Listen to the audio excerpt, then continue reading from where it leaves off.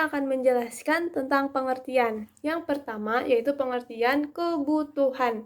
Kebutuhan adalah segala sesuatu yang diperlukan manusia untuk mencapai kemakmuran. Yang kedua yaitu orientasi. Orientasi adalah peninjauan untuk menentukan sikap, arah, tempat, dan sebagainya yang tepat dan benar. Pandangan yang mendeskripsikan pikiran, perhatian, atau kecenderungan. Menurut Castio, dalam Sudarmayanti, orientasi adalah pengakraban dan penyesuaian dengan situasi atau lingkungan. Yang ketiga yaitu pendidikan dasar. Pendidikan dasar adalah jenjang pendidikan awal selama 9 tahun pertama masa sekolah anak-anak. Pendidikan dasar menjadi dasar bagi jenjang pendidikan menengah. Dan yang keempat yaitu masa depan. Masa depan adalah waktu atau periode kehidupan yang akan kita miliki di waktu mendatang. Selanjutnya yaitu pendidikan merupakan kebutuhan sepanjang hayat. Setiap manusia membutuhkan pendidikan, sampai kapan dan dimanapun ia berada. Pendidikan sangat penting artinya, sebab tanpa pendidikan manusia akan sulit berkembang dan bahkan akan terbelakang. Dengan demikian, pendidikan harus betul-betul diarahkan untuk menghasilkan manusia yang berkualitas dan mampu bersaing di samping memiliki budi pekerti yang luhur dan moral yang baik. Pendidikan yang kita harapkan adalah yang bertujuan mencerdaskan kehidupan bangsa dan mengembangkan manusia Indonesia seutuhnya, yaitu manusia yang beriman dan bertakwa terhadap Tuhan Yang Maha Esa dan berbudi pekerti yang luhur, memiliki pengetahuan dan keterampilan, kesehatan jasmani dan juga rohani, kepribadian yang mantap, mandiri, serta rasa tanggung jawab kemasyarakatan dan kebangsaan. Pendidikan harus mampu mempersiapkan warga negara agar dapat berperan aktif dalam seluruh lapangan kehidupan, cerdas, aktif, kreatif, terampil, jujur, berdisiplin, dan bermoral tinggi, demokratis, dan toleran dengan mengutamakan persatuan bangsa dan bukannya perpecahan. Baiklah, kita akan masuk pada materi yang pertama, yaitu kebutuhan pendidikan dasar masa depan. Yang pertama, yaitu guru yang profesional. Profesional ialah menguasai dan kompeten di bidang tugasnya. Merdeka berpikir dalam pengertian bebas berinovasi, bebas dari tekanan dan juga desakan. Guru merupakan ujung tombak pendidikan. Mereka berinteraksi secara langsung dengan peserta didik melalui ruangan pembelajaran di kelas ataupun di sekolah. Maka dari itu, kebutuhan pendidikan dasar di masa depan adalah guru profesional yang merdeka berpikir dan juga berinovasi. Yang kedua yaitu kurikulum. Perubahan dan perkembangan zaman membuat kurikulum ikut berubah. Kurikulum pendidikan harus mampu mengakomodasi perkembangan dunia terkini. Namun, kurikulum pendidikan masa depan adalah kurikulum yang permanen dan tidak sering digonta-ganti atau diutak-atik. Kurikulum yang merangkumi pendekatan yang berpusatkan pada murid dan membolehkan mereka memahami kekuatan dan masing-masing serta berupaya belajar sepanjang hayat. Pengalaman belajar direka untuk membantu murid menyepadukan berpengetahuan baru dan dimurnikan bagi melahirkan celik akal melalui banding beda, membuat induksi, diduksi, dan menganalisis. Pengalaman belajar memberikan murid peluang untuk menggunakan pengetahuan secara bermakna, bagi membolehkan mereka membuat keputusan untuk membentuk pemikiran kritikal, kreatif, dan futuristik, serta penyelesaian masalah seperti masa depan. Pembelajaran. Pembelajaran adalah bentuk operasional dari sebuah kurikulum. Tidak berarti sebuah kurikulum tanpa dioperasionalkan oleh guru melalui pembelajaran. Pendidikan dasar masa depan yaitu pembelajaran yang menyenangkan bagi siswa maupun guru. Dengan demikian, tujuan pembelajaran tercapai dan hasil pembelajaran dapat dimiliki dan dirasakan oleh siswa. Saran pendidikan. Pendidikan dasar masa depan tentunya membutuhkan sarana pembelajaran sebagai penunjang sukses dan tujuan pendidikan tersebut. Sarana pendidikan impian masa depan meliputi kelengkapan fasilitas, alat atau bahan pembelajaran, dan media pembelajaran. Dengan sarana pendidikan yang memadai membuat guru bergairah mengajar, serta siswa akan lebih memahami dan tertarik dengan pembelajaran tersebut.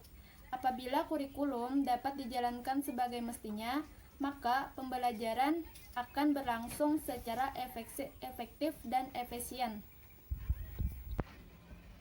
Partisipasi orang tua siswa.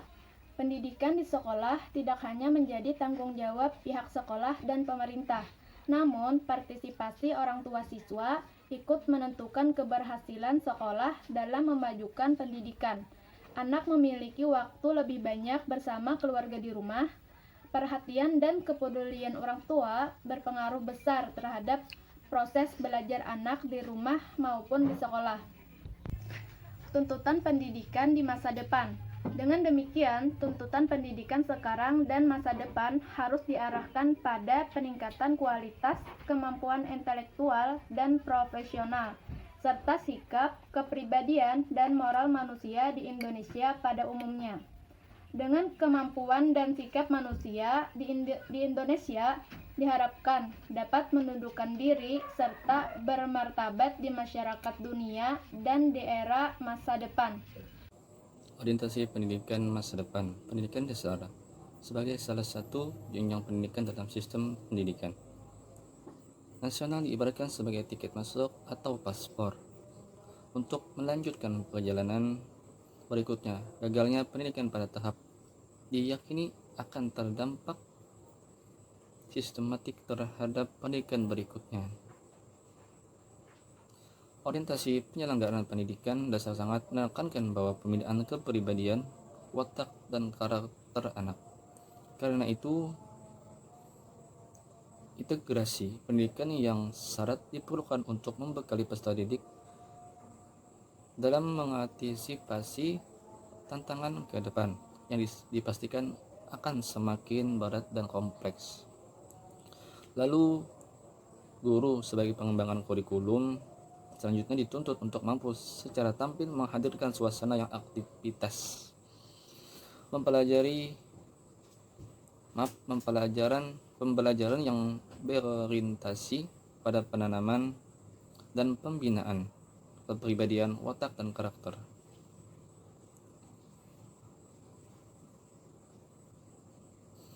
Empat pilar yang akan dikonsepkan UNESCO untuk pendidikan dasar masa depan.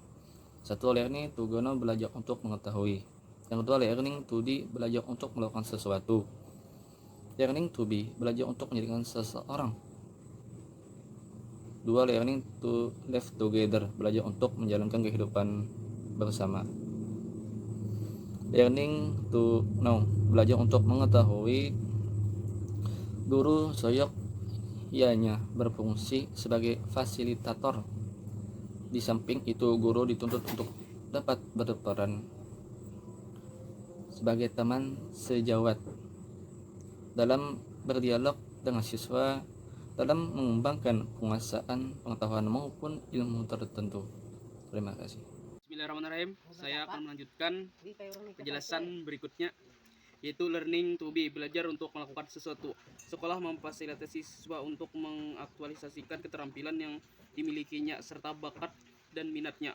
Walaupun bakat dan minat anak banyak dipengaruhi unsur keturunan, namun tumbuh berkembangnya bakat dan minat tergantung pada lingkungannya. Keterampilan dapat digunakan untuk menopang kehidupan seseorang, bahkan keterampilan lebih dominan daripada penguasaan pengetahuan dalam mendukung keberhasilan hidup seseorang. Pendidikan yang diterapkan harus sesuai dengan kebutuhan masyarakat atau kebutuhan di daerah tempat dilangsungnya pendidikan.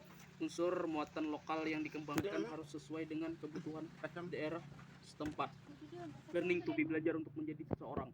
Bagi anak yang agresif, proses pengembangan diri akan belajar bila diberi kesempatan cukup luas untuk berkreasi. Sebaiknya bagi anak yang pasif, peran guru sebagai pengarah sekaligus fasilitator untuk dibutuhkan mengembangkan dari siswa secara maksimal. Learning to be together, belajar untuk menjalani hidup bersama. Kebiasaan hidup bersama, saling menghargai, terbuka, memberi dan menerima. Perlu ditumbuhkannya kondisi seperti ini memungkinkannya terjadi proses perlunya orientasi posisi pendidik dan peserta didik. Orientasi ke pendidik mengajar merupakan kata yang sangat mempengaruhi keberhasilan sebuah proses pendidikan. Namun model pembelajaran di era yang lalu yaitu pembelajaran yang pasif dan dikritik oleh Paul Reed, yakni pendidikan menerapkan peserta didik mendengarkan mendiktikan peserta didik mencatat, pendidik bertanya, peserta didik menjawab, dan seterusnya. Metode ini akan menghambatan kreativitas dan pengembangan potensi peserta didik. Mereka tidak dapat dalam proses analisis untuk menerapkan pengalaman baru tersebut pada teks kehidupan lain, dan lebih jauh lagi mereka juga tidak terlibat dalam pembahasan feedback buat guru dan pendidik. Pengembangan pandangan tentang belajar menurut aliran konstruktivitas A. Peserta didik membangun sepenuhnya sendiri dari hasil mereka belajar, bukan karena disampaikan kepada mereka. B. Belajar harus sangat bergantung pada belajar sebelumnya. C. Belajar dapat ditingkatkan dengan interaksi sosial. D. Penugasan dalam belajar dapat meningkatkan kebermaknaan proses pembelajaran. Orientasi ke peserta didik dalam konteks pendidikan berarti suatu proses humanisasi, oleh sebab itu perlu dihormati hak asasi manusia. Anak didik bukanlah robot, tetapi manusia yang harus dibentuk dalam proses pendewasannya agar dia dapat mendiri dan berpikir kritis. Proses pendidikan ini pembelajaran harus ke arah agar potensi yang ada pada peserta didik dapat dikembangkan seoptimal mungkin sesuai dengan fitrahnya. Peserta didik dapat menyumbangkan kemampuannya untuk mengembangkan dirinya, mengembangkan di masyarakat, dan seterusnya untuk negaranya. Pendidik dasar hakikatnya merupakan pendidikan umum yang hak berikan sebuah tiket masuk atau surat jalannya sangat penting bagi setiap orang tanpa kecuali untuk dipergunakan dalam rangka memasuki kehidupan, mulai dari lingkungan keluarga, tetangga, sekolah, masyarakat setempat hingga masyarakat dunia. 4. Gagasan tentang pendidikan masa depan. 1. Sistem pendidikan di Indonesia seharusnya dibangun berdasarkan filsafat dan budaya bangsa Indonesia sendiri. 3. Mengadopsi pendidikan dari negara lain perlu dikaji penerapan agar sesuai dengan latar belakang budaya rakyat Indonesia. 2. Lembaga pendidikan yang diselenggarakan oleh pemerintah maupun oleh masyarakat ideal berbentuk badan hukum sehingga peningkatan kualitas pendidikan dapat dilakukan secara leluasa sesuai dengan jiwa otonomi daerah sekolah.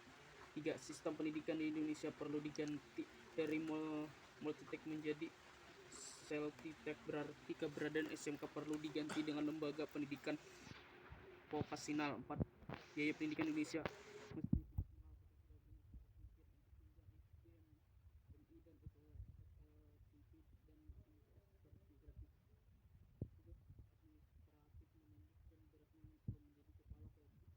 untuk mengajarkan tugas administratif tanpa manfaat yang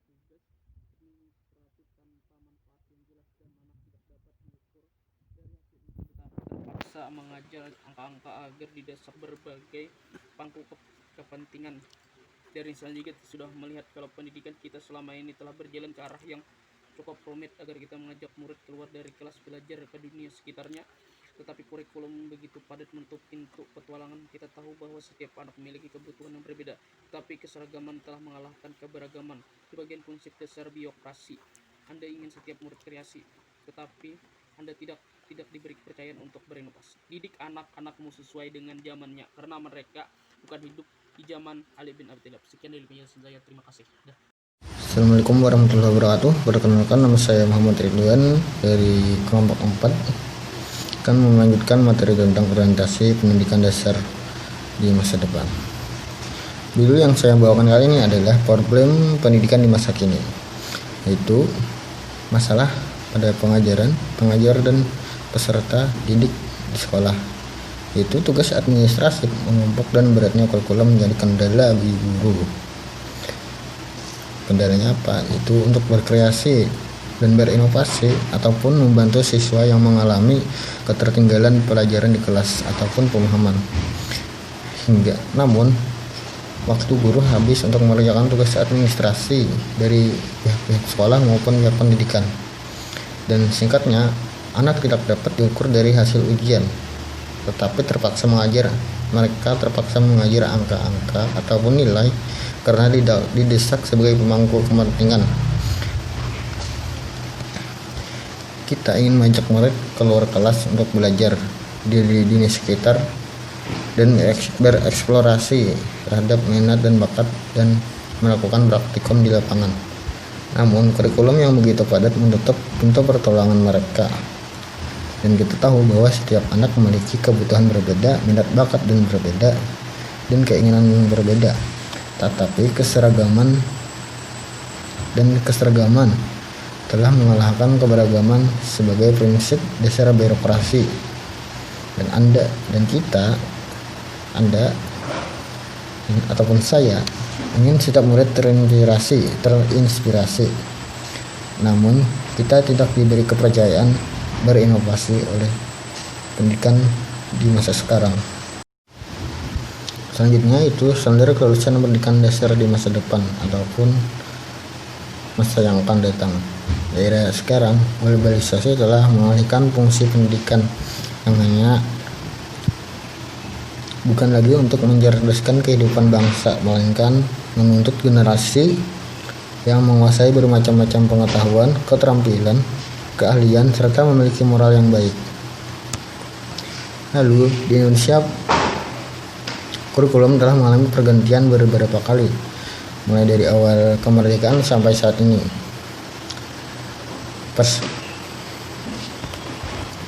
Di awal kemerdekaan, pendidikan Indonesia masih mewariskan sistem pendidikan Belanda dengan metode global yang dianggap tidak cocok dengan keadaan Indonesia. Lalu pada tahun 2000, banyak memperbincangkan sistem mengenai pendidikan yang mengedepankan kreativitas guna meningkatkan daya pikir peserta didik. Sehingga di tahun berikutnya tercipta kurikulum 2013 yang mengangkat pendidikan saintifik yang memiliki tahapan-tahapan, dimulai dari mengamati, menanya, menalar, mengasosiasi, dan mengkomunikasikan, yang itu dapat meningkatkan kreativitas dan aktivitas siswa sebagai peserta didik atau sebagai siswa. Nah, lalu di era sekarang, standar kelulusan pendidikan ialah ujian nasional dengan minimal 4 pelajaran inti, yaitu bahasa Indonesia, bahasa Inggris, matematika, ataupun IPA atau sains. Yang dimana hal ini dikritik oleh beberapa tokoh-tokoh publik seperti Panji, seorang komikus, ataupun yang lain-lain, karena hal itu tidak sesuai dengan prinsip pendidikan. Lalu, bagaimana standar kelulusan pendidikan di masa akan datang? Jadi, standar kelulusan di masa yang akan datang telah digagas oleh Bapak Mendikbud, yaitu Pak Nadiem Makarim, yaitu asesmen nasional. Asesmen nasional ini terdiri dari 3 bagian, yaitu asesmen kompetensi minimum, survei karakter, dan survei lingkungan belajar. Ini akan nantinya KM akan mengukur capaian peserta didik dari hasil belajar kognitif, yaitu literasi dan memorisasi. Kedua, yaitu aspek kompetensi minimum ini menjadi syarat bagi peserta didik untuk berkontribusi di dalam masyarakat, terlepas dari bidang kerja dan karir yang ingin mereka tekuni di masa depan. Jadi, menurut Pak Nadiem Makarim, standar kelulusan tidak lagi mengevaluasi capaian peserta didik secara individu, akan tetapi mengevaluasi dan memetakan sistem pendidikan berupa input, proses, dan hasil.